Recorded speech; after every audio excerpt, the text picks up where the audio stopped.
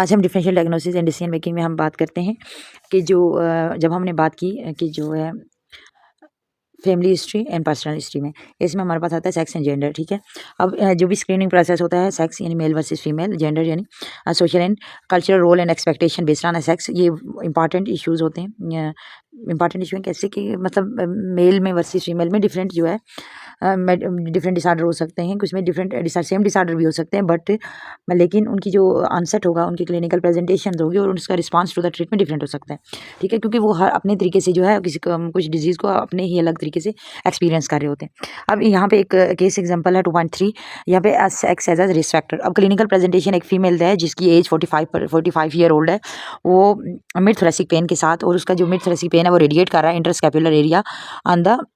Right side भी। अब हमारे पास यहाँ पे दो रेड फ्लैग जो है इमीडिएटली आप देख रहे हो, क्या एक देखते हो एज और एक देखते हो बैक पेन, लेकिन तीसरा हमारे पास भी आ रहा होता है रेड फ्लैग, वो है फीमेल जेंडर। तो इस यानी कि सेक्स एंड जेंडर में इंपॉर्टेंट यही होता है कि आपको यानी कि क्या आपने देखना होता है कि एवेलुएट करने में, स्क्रीनिंग करने में कि क्या रेड फ्लैग्स हैं और उनको आपने क्या करना है कंसीडर करके तब फिर आपने एवेलुएशन करनी होती है। Then referred pain from the gall bladder is presented, जो हमने जो गॉल ब्लैडर का पेन जो रेफर करा होता है डिफरेंट एरियाज में, तो वो हमारे पास जो हमने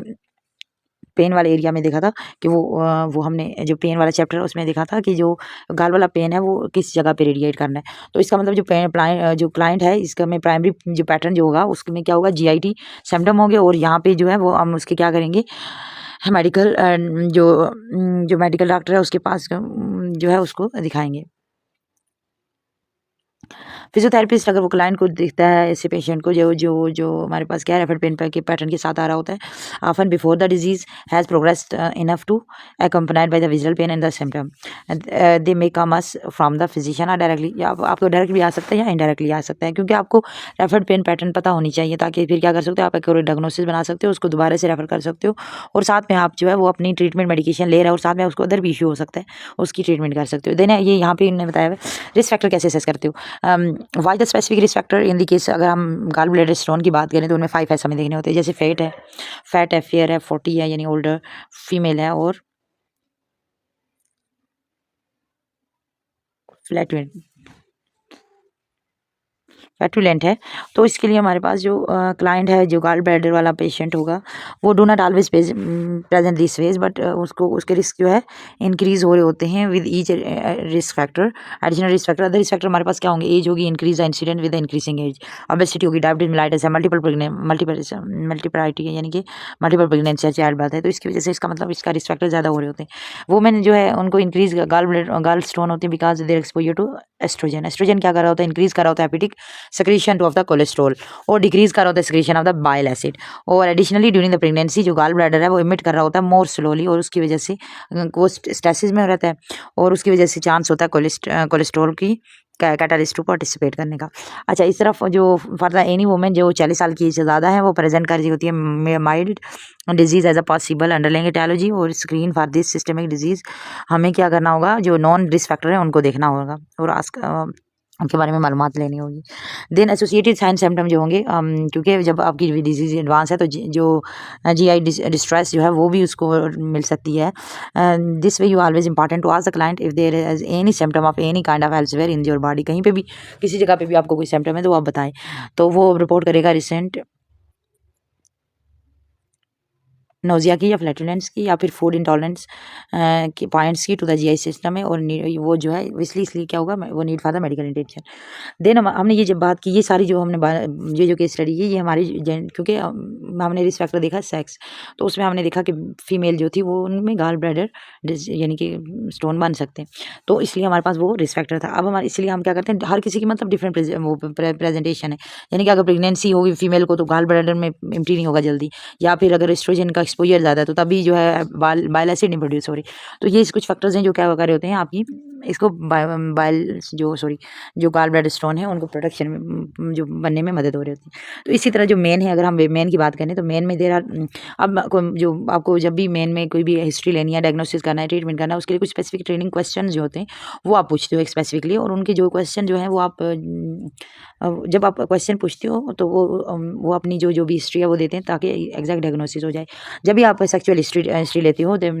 may be appropriate at the point during the episode of care, जब भी कोई आप ट्रीटमेंट दे रहे हो तो उस वक्त आप उनसे पूछ सकते हो। फॉर एग्जांपल अगर पेशेंट को जॉइंट पेन है और उसको अगर उसको कहीं भी रिसेंट हिस्ट्री ऑफ लियन है, स्किन लियन है, तो otherwise healthy young adult raise the suspicion of the sexually transmitted disease, तो मे भी उसको हो सकती है। तो उसके लिए आप इस काबिल होने चाहिए, आपको नॉलेज होना चाहिए कि आपको सेक्चुअली ट्रांसमिटेड डिजीज़ का इल्म होना चाहिए और आप इजीली जो है उनको उसको जो है वो रूल आउट कर सकते हो। अगर पेशेंट अननोन काज से के साथ जो है जॉइंट पेन के अननोन काज के जरिए के साथ आया है, तो आपको जो है कुछ जो साइंस आपको लग रहे हैं कि सेक्सुअली ट्रांसमिटेड डिजीज़ हैं, तो वो आप क्या करते हो, आप एक करेक्टली डायग्नोसिस बनाते हो ताकि पेशेंट जो है सीख कर सके मेडिकल इंटरवेंशन कोई नहीं, ठीक है, जो भी मेडिकल इंटरवेंशन है उन डिजीज़ के लिए वो कर सके। अच्छा, क्रोनिक पेल्विक, जैसे क्रोनिक पेल्विक अगर पेन है किसी को या लो बैक पेन है, उसका अननोन काज है, तो इसका मतलब है वो भी कहीं पे लिंक हो सकती है सेक्सुअल असल्ट से, ठीक है। अब जो फिजियोथेरेपिस्ट हैं वो may need to ask the men about the prostate health. Prostate health के बारे में भी क्वेश्चन कर सकता है, हिस्ट्री ऑफ प्रोस्टेटस या फिर बिनाइन प्रोस्टेट, हाइपरट्रॉफी और प्रोस्टेट कैंसर के बारे में, और about history of testicular cancer के बारे में भी पूछ सकता है। ये इन सब केसेज में से जो सेक्चुअल हिस्ट्री है वो बहुत इंपॉर्टेंट होती है और हेल्पफुल भी होती है, क्योंकि वो डायग्नोसिस कर रहा होता है। काफ़ी जो मेन होते हैं जिनकी हिस्ट्री होती है प्रोस्टेट प्रॉब्लम की और इनकॉन्टिनेंट, और रूटीन या जब आप स्क्रीन कर रहे होते हो कंडीशन जो है वो may bring to light the need of intervention, तो उनको पता भी नहीं होता, लेकिन जब आप उसकी एकदम से स्क्रीन की लेकिन उसकी कंडीशन आपको पता चल गई तो फिर वो उसका इमीडिएट इंटरवेंशन की भी ज़रूरत होती है कभी उनको। देन है मेन एंड द ऑस्टियोपोरोसिस, क्योंकि मेन में भी प्रॉब्लम हो सकती है ऑस्टियोपोरोसिस की, और उनमें काफ़ी ज़्यादा ये अनडायग्नोज रहता है।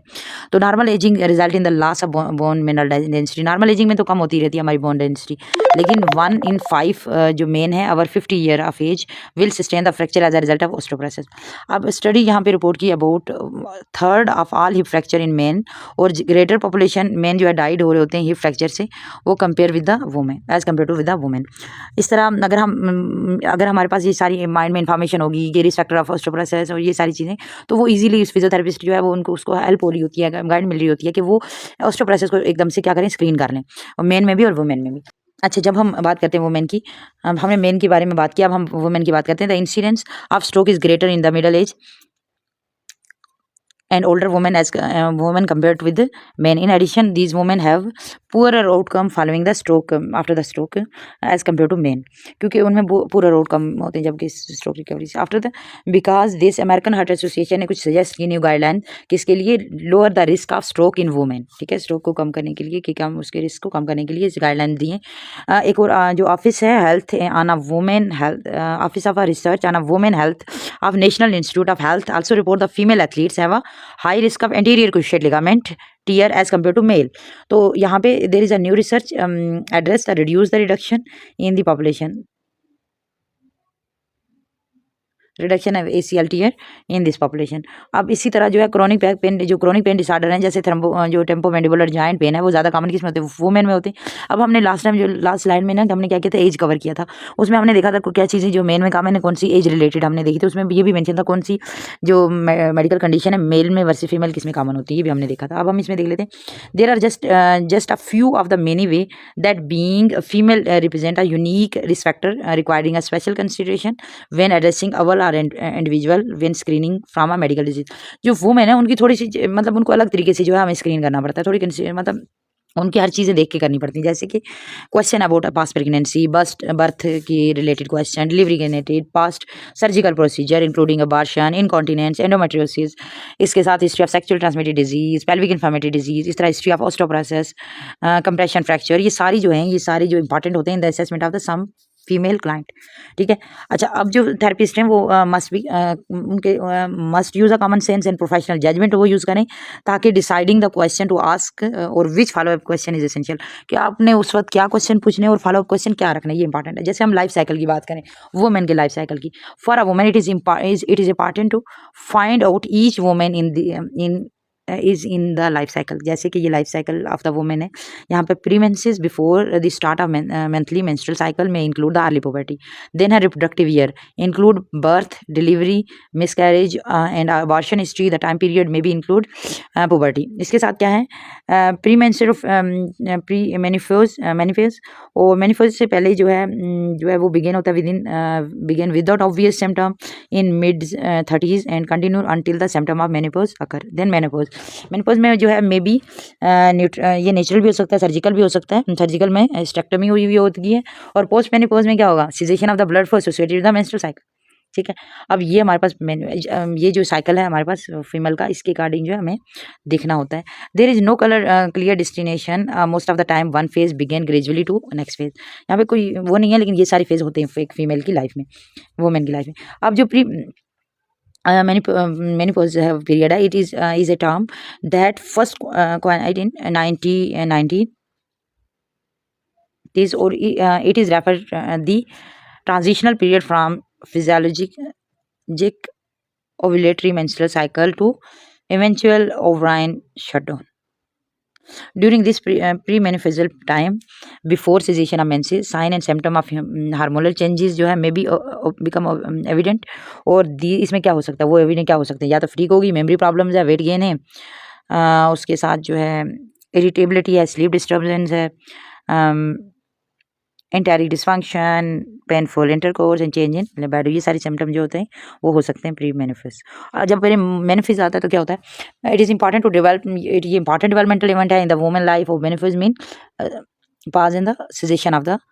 मंथली जो रेफरिंग द मेंस्ट्रुअल साइकिल है वो उसकी। अब the term has been expanded to include approximately 1/2 to 2/2 before and after the cessation of the menstrual cycle, ये इसका पीरियड होता है। मेनोपॉज जो है is not a disease but rather a complex sequence of a biological aging event, ठीक है, during which the body make the transition from fertility to non reproductive status.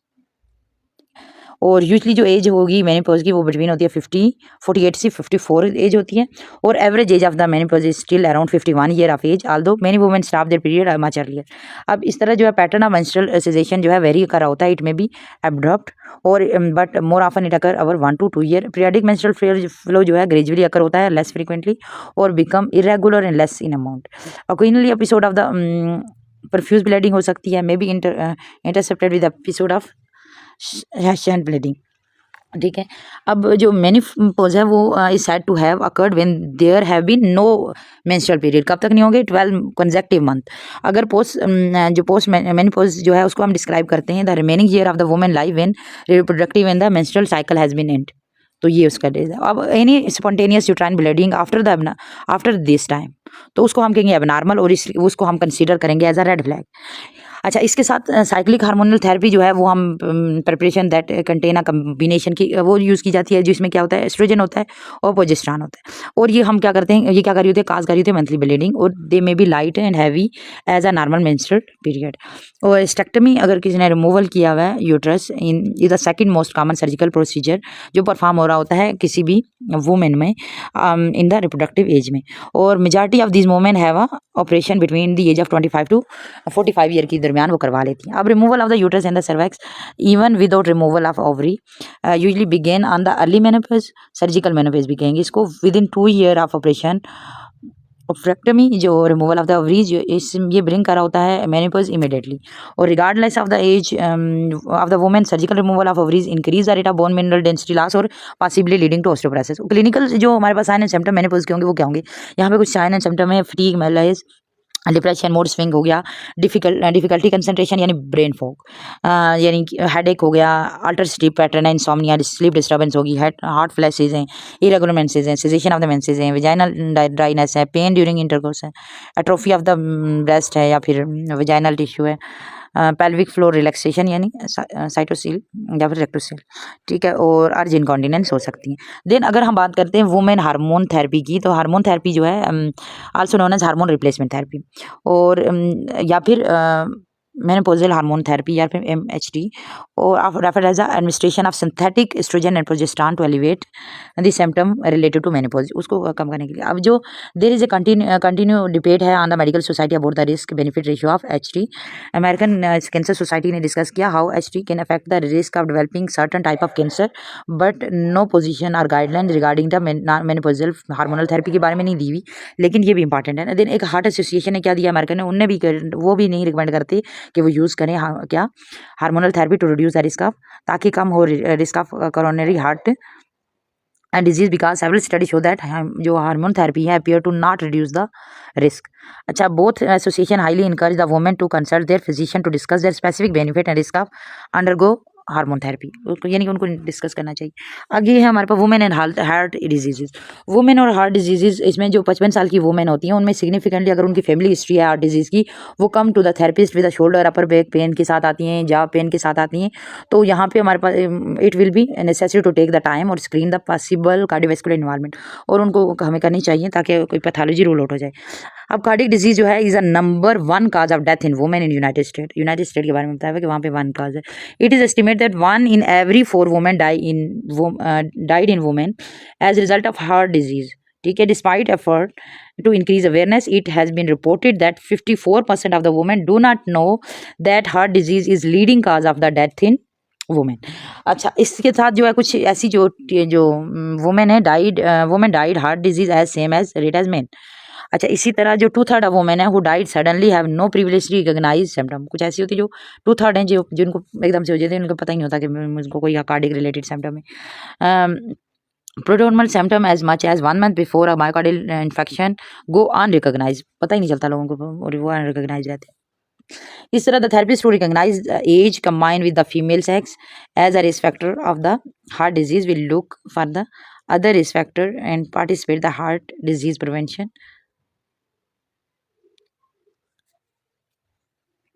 Women and the osteoporosis.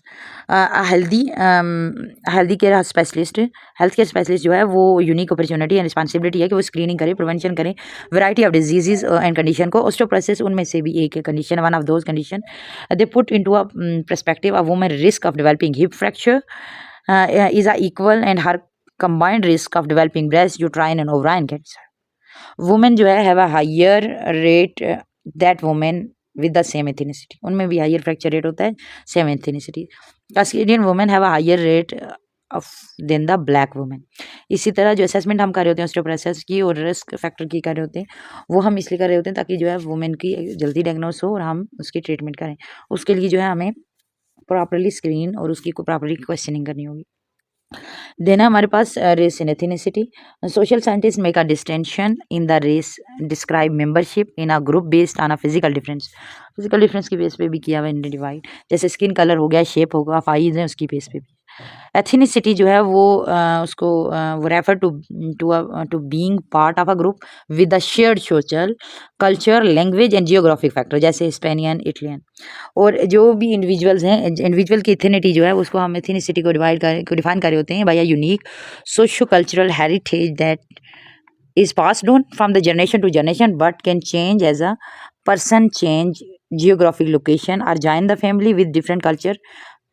Cultural perspective. अगर हम बात करें कि child burn हुआ है Korea में बट उसको कैनेडियन अमेरिकन फैमिली ने क्या किया, उसको अडाप्ट किया, more likely to rise a speaking family, English speaking family, और वो इटन कर रहा है अमेरिकन फूड, स्टडी कर रहा है यूएस में, यूएस हिस्ट्री। एथिनिसिटी के लिहाज से the child is American but he will view as a racially is by other Asian. So the genome project dispel previous idea on the biological difference based on a race. So new recognize that एक अभी new recognition आई कि जो 99.9% identical होते हैं for their genetical makeup, लेकिन remaining 1% start to hold a clue regarding to the cause of disease, कि 1% में थोड़ी सी क्लू मिल सकते हैं। Despite the tremendous advance and improve public health in America, several non Caucasian racial ethnic group जो हैं वो हमने देखी जब हम बात कर रहे थे कल्चरल वाइज, तो वो हमने डिफरेंट ग्रुप्स देखे थे जो अमेरिकन में उन्होंने किए थे, उनके कौन कौन से में डिवाइड किया में। वो जो ग्रुप्स थे वो medically undiscovered and suffered high level of illness, pre mature death and the disabilities हैं। दीज इंक्लूड क्या हो सकता है, स्ट्रोक भी थे, cardiovascular, adult diabetes, infant mortality rates, suicide and cancer. For example of these health inequities according to the Center of Health, Center of Disease Control, including the following, यानी कि अगर इनने कुछ दी हुई है, जैसे कि अगर पहले हमारे पास है coronary heart disease. Coronary heart disease जो है ब्लैक मेन एंड वुमेन में इन 40 to 70 एज ग्रुप में much higher rate of death होता है from the disease as compare to other races. या फिर ओबेसिटी जो है इज मोस्ट एज ग्रुप में obesity in most age group is higher among the black and Mexican American than white. इस तरह asthma जो है prevalent of asthma is higher in multi racial Puerto Rican Hispanic में और non Hispanic African और American में होता है as compare to non Hispanic Caucasian में। और इसी तरह जो है HIV infection, except for Asian ethnic minorities or who have sex with men, have higher prevalence of HIV as compared to Caucasian. अब hypertension जो है, there is a different prevalence of hypertension among the group, age group, race, ethnicity, education, family income, foreign in-birth status or the health insurance status, and diabetes, obesity and disability. Different जो है जो different जो studies अभी जो हो रही हैं वो देख रही होती हैं कि इतनी difference among the different group in different disease के बारे में। जैसे कि अब यहाँ पे जो है कुछ इन्फॉर्मेशन है regarding to incidents, prevalence, morbidity and mortality of the specific disease according to the racial ethnic group can be found through the.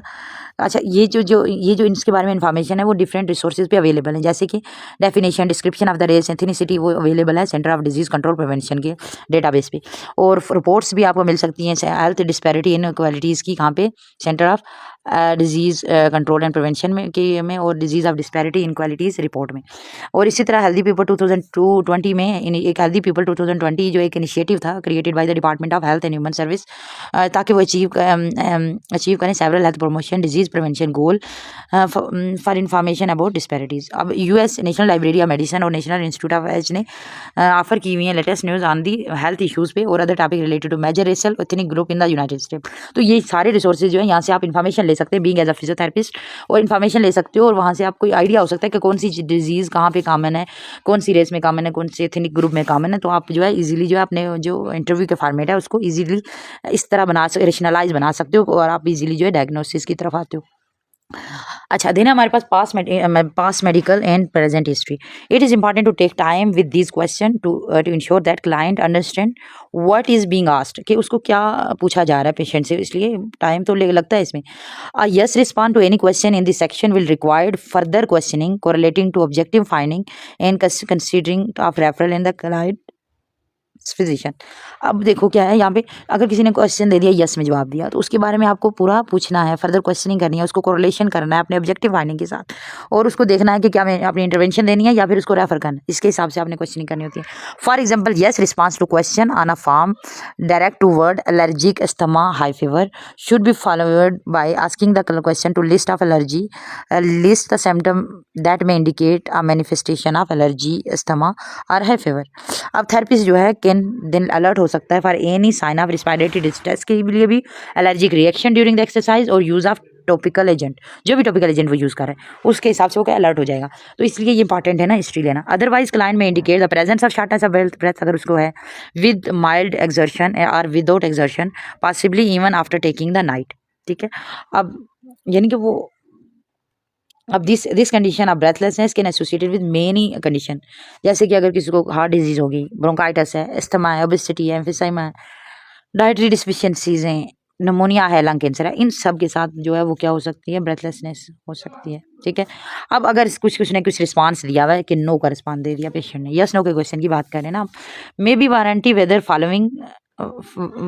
ताकि अगर उसने नो का जवाब दिया तो हम क्या करेंगे, अब फर्दर फॉलो अप क्वेश्चन उसमें पूछेंगे हम। The therapist can screen on diabetes, depression, liver impairment, eating disorder, osteoporosis, hypertension, substance use, जो इनकॉन्टिनेंस, ब्लैडर, प्रोस्टेट प्रॉब्लम और सो ऑन, जो भी ये स्पेशल क्वेश्चन रूल आउट कर रहे हैं, जितने भी क्वेश्चन है वो पूछ रहे हैं, लेकिन उसमें जो है वो उसको मिल रहा होता है, वो मतलब वो साइन जो पूछता है कि भाई आपको है या नहीं, तो फिर उसको फॉलो अप क्वेश्चन पूछने पड़ेंगे। Many screening tool for this condition जो है are the self reporting questionnaire which is inexpensive, required a little no formal training and less time consuming than formal testing। यानी knowing the risk factor of various illness, disease, condition, वो क्या करिए guide कर रही होती हैं therapist को कि वो उसको पता चले कि किस जब भी किसी स्पेसिफिक कंडीशन को स्क्रीन किस तरह करते हैं और रिकग्नाइज कैसे करते हैं साइन एंड सिम्टम को, जब उसको और उनसे वो जो साइन एंड सिम्टम है उसके बारे में थेरेपिस्ट को पता होना चाहिए, ताकि जो वो उसकी स्क्रीनिंग में उसकी मदद कर सकें। देन हमारे पास है यहाँ पे eating disorder or disordered eating. Eating disorder such as bulimia nervosa, binge eating disorder and the anorexia nervosa, ये 3 disorder हैं are the good example of present current condition that can affect the client health and recovery. उससे क्या होता है, patient client की health और recovery effect हो रही होती है। Therapist man consider the potential for negative effect of anorexia on bone mineral density and keep in mind psychological risk of exercise, यानी कि common intervention for osteopenia in,